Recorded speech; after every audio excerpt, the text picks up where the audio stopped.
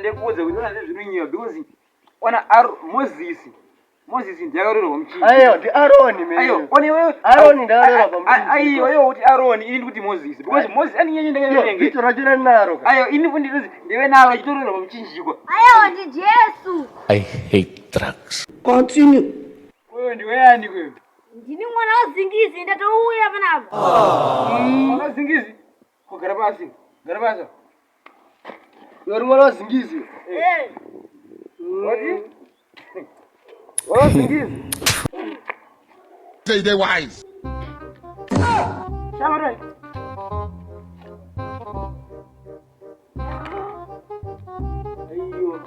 Mwana wazingizi?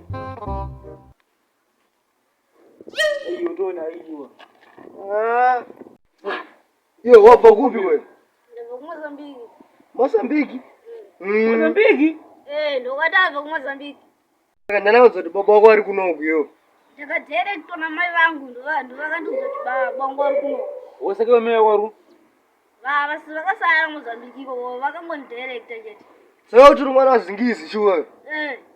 Takakuronzera chokwadi. Mwana wazingizi? Nditaura zveshuwa, ndotaura shuwa ndiri mwana wazingizi.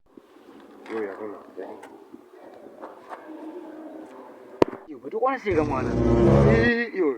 Kawana kule zingizi chaikwa. Wana zviita nzira dzacho mukati mukati. Koma zino. Kamwana manje wana. Manje vakazoti mwana wao wakamuona zveshuwa kasvika. Kamukirwe. Vamutotobata rako. Wozoita kuti isu tisu vana vavo. Ega. Saka manje toita plan.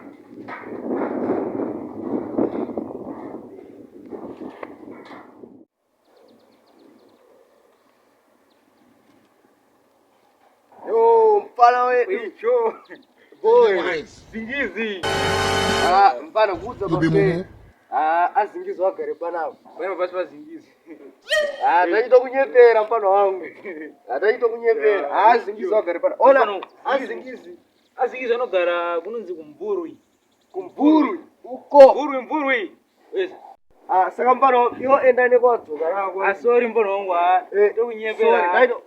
Daito tamba newe. Aicho. Saka wewe ina ningomba nawe. Hapo mpano wangu. Daito tamba newe bye.